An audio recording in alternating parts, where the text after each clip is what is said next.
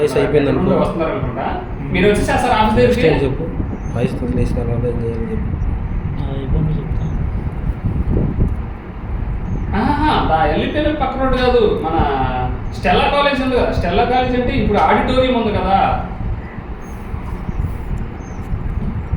Stella college కాదు, Stella college auditorium అని ఇటు పంటకాల రోడ్లో ఉంది కదా సార్ ఒకటి, ఇండస్ఇండ్ బ్యాంక్ పక్కన.